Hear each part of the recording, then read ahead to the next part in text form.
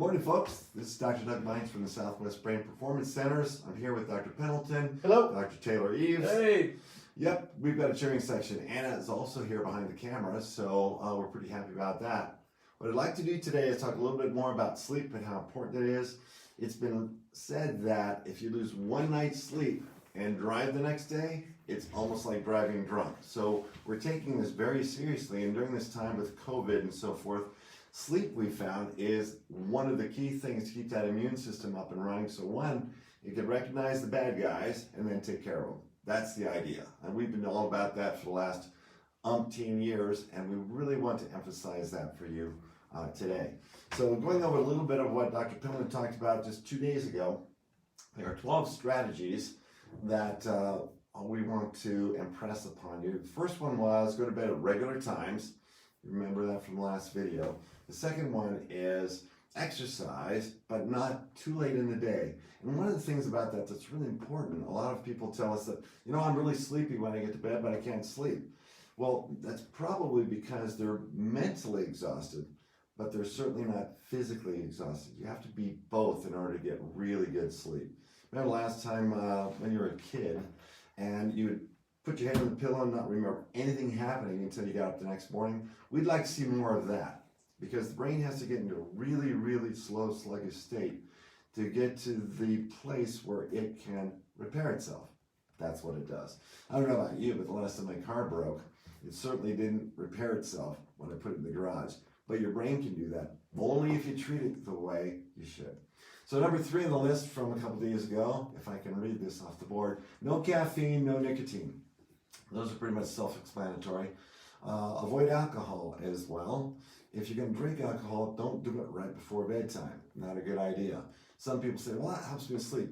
Yes, for about 2 hours, and then it wears off. Let's see. And avoid heavy meals and drinks before bedtime. It's kind of weird. The jury's kind of out on that. For some people, a meal just before bedtime, particularly those with blood sugar level fluctuations that aren't quite normal, sometimes that can help. Just be careful of that. Everybody's different. So try these things. If they work for you, awesome. If they don't, try something else.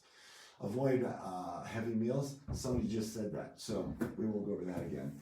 If possible, avoid, I'm trying to read Dr. Pendleton's writing, and I'm having a heck of a time. Any medications Medications. that could delay your sleep?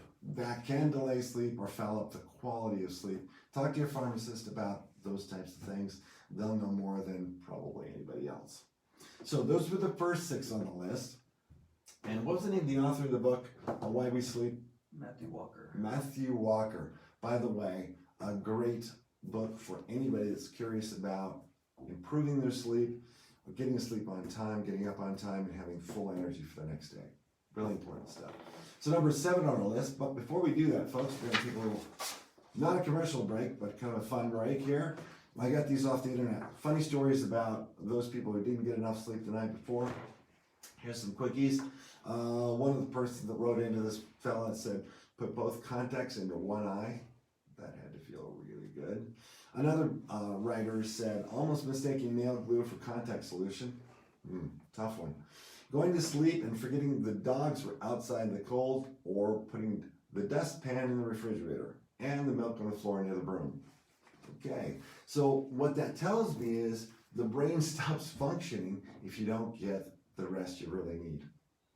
Another writer shared this gem. I once spent 5 minutes searching desperately for my cell phone, complaining the whole time about it being missing to my girlfriend who I was talking to on the cell phone. That cell phone. This went on until she timidly asked, quote, are you using the cell phone right now? It was such an out-of-body experience, I hung up right away. So there you go.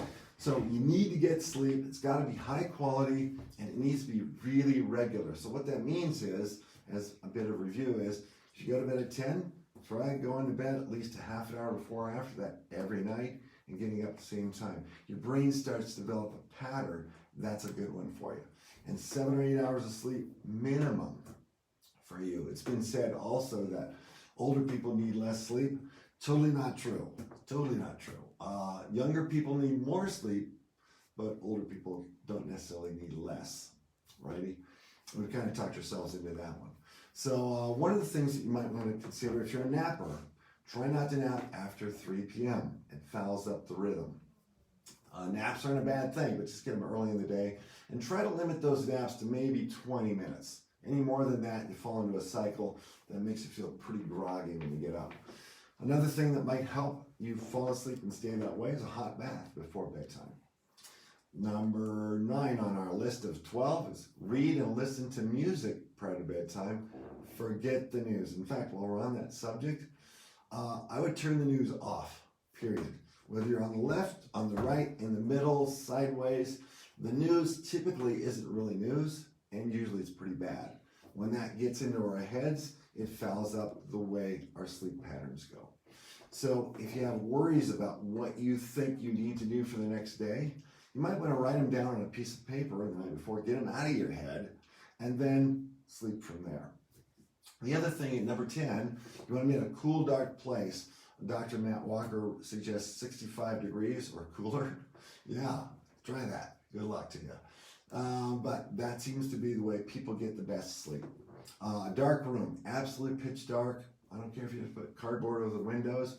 Your brain needs that darkness because it thinks then that you should be sleeping. No gadgets in your room, no phones, no clocks, no nothing. Things that'll make sound, things that are bright or blink. Cell phones, once again, get them out of the room. TVs, out of the room. Why? They put off blue light that gets your brain to think you want to be excited and ready to go. Not a good thing to have in the room. Let's see here. No gadgets. Number 11 on the list. Get sun every day. We're lucky here in New Mexico. We have lots more sun than most states do. 30 minutes directly on your skin. As much skin as you can legally expose. Don't want to be reading about any of you folks in the newspaper. Flashing folks. And try to get that sunlight before noon. Number 12 on our list. Don't lie around in bed. If you can't sleep, get up and do something. Preferably something that's relaxing. Read a book, listen to music, get one of your kind of less stressful obligations out of the way. Write somebody a note, something that might involve an emotion. Write a note to your wife, your child, whatever. So that's one thing you get out of the way if you can't sleep at night.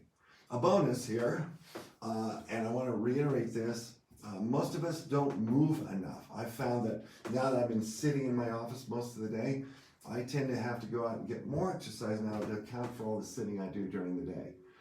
So physical exhaustion is a mandatory activity for you to sleep at your best.